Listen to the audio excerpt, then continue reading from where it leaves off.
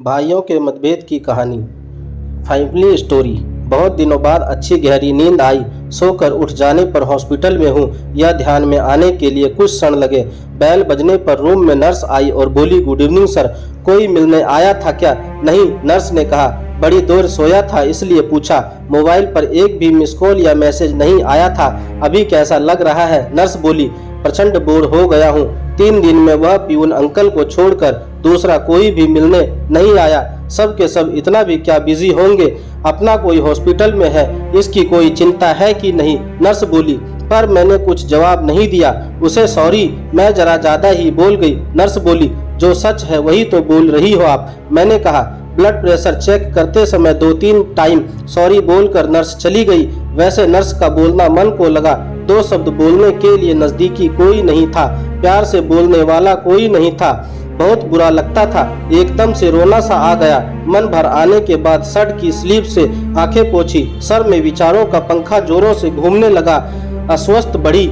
आज मुझे किसी चीज की कमी नहीं थी। बड़ा बंगला, फार्म हाउस, 3 गाड़ियां, बहुत सारा बैंक बैलेंस, सोशल स्टेटस सब है, तब भी मन शांत नहीं। किसी की तो कमी हो रही थी। हर कोई स्वार्थी होता है। मैं काफी होशियार, चालाक बुद्धि, लेकिन दुराग्रही स्वभाव की वजह से कभी भी पसंद नहीं आता था किसी को। मुंहफट था, इस वजह से ज्यादा दोस्त नहीं थे, और जो थे वह भी दूर चले गए। पत्नी को भी दोस्त नहीं बनने दिया, उससे हमेशा अंतर पर रखा। सांसारिक और शिशु का गृहस्थी होते हुए भी हमारे में दूरियां हमेशा थी। पैसों की वजह से अपने में माँ बाप के मन को भी दुखाया। बड़े भाई को फंसाकर सारी संपत्ति खुद के नाम पर कर ली। इतना सब करने के बाद क्या मिला? ज्यादा पैसों के साथ विपरीत समाधान और कांटे जैसा चुभने वाला अकेलापन। यह सब विचार से सिर घूम रहे थे। खुद पर बहुत गुस्सा आ रहा था। मन हल्का करने की इच्छा हो रही थी। पत्नी को फोन किया, पर डिस्टर्ब मत करो, और कुछ चाहिए होगा तो मैसेज कर देना। ऐसा बोलकर उसने फोन काट दिया। जवानी के दिनों में भी साथ नहीं रहने वाले बेटे से बोलने का तो सवाल ही उठता नहीं। फोन नंबर देखते समय भैया के फोन नंबर पर नजर रुकी। वापस यादों की भीड़। भैया का नंबर डायल किया, पर तुरंत काट दिया। यह हमारे बीच का ना बोलना। 3 साल पहले हमारा बहुत बड़ा झगड़ा हो गया था। उसके बाद बड़प्पन दिखाकर भैया ने सब कुछ बोलना चाहा, पर मेरा ईगो बीच में आ गया, इसलिए अब मुंह खोलने की हिम्मत नहीं हो रही थी। तभी भी बोलने का मन हो रहा था। बाद में हिम्मत करके नंबर डायल किया और आंखें बंद कर ली। फोन उठाने के बाद भैया की आवाज आई, भैया मैं बोल रहा हूँ, अभी तक नंबर डिलीट किया नहीं क्या तूने? छोड़, कैसा है तू, फोन क्यों किया? तभी मैं भैया को बोला, आपका गुस्सा समझ सकता हूँ भैया, बहुत गलत बर्ताव किया मैंने आपके साथ। मीठी मीठी बातें करके फंसाया आपको। मन में जो भी था वह सब धार धार बोलने लगा। तभी भैया बोले, मुद्दे की बात बोल, गड़े मुर्दे मत उखाड़, हमारे बीच अब कुछ भी नहीं बचा।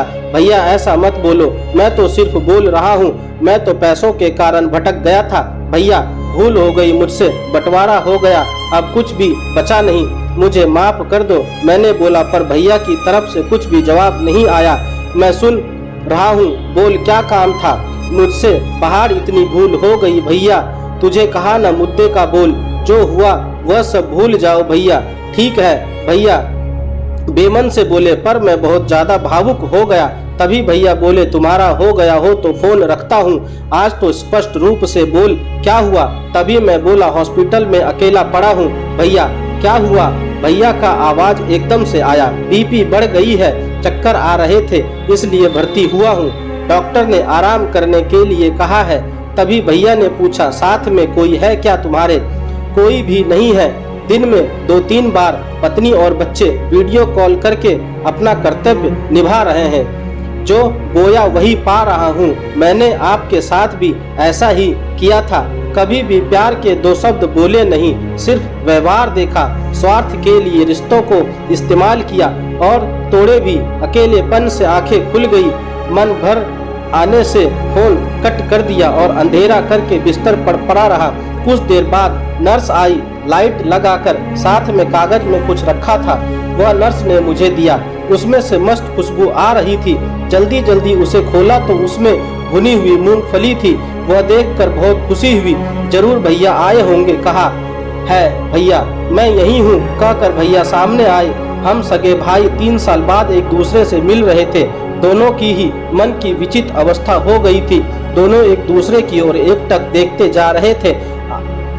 आपने आप मेरे हाथ उसके सामने जुड़ने लगे। गुस्सा साइड रखकर तुरंत मिलने के लिए आए। भैया क्या करूं, तुम्हारा फोन आने के बाद रहा नहीं गया मुझसे। उन्होंने कहा जो हुआ सो हुआ, अभी उसका विचार मत कर। आपको गुस्सा नहीं आया भैया? बहुत आया, पर आज तुमसे बात करने के बाद पूरा का पूरा बह कर चला गया।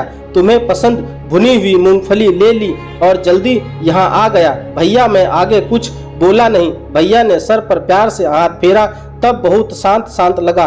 गुस्सा अभी भी रिश्तों से ज्यादा बड़ा नहीं होता। पुरानी बातों को चिपक कर रखने का दर्द खुद को भी ज्यादा होता है।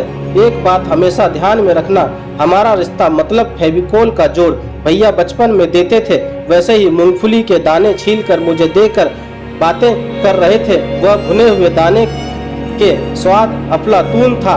अनजाने में कचरे के डिब्बे पर ध्यान गया, उसमें मूंगफली के छिलके की जगह मेरा ही ईगो मुझे दिख रहा था। दोस्तों, आपको मेरी यह कहानी कैसी लगी आप मुझे कमेंट बॉक्स में जाकर बता सकते हैं। अगर आप मेरे चैनल पर नए हैं तो मेरे चैनल को सब्सक्राइब कर लें और बेल आइकन भी दबा दें। ऐसी ही और कहानियों के लिए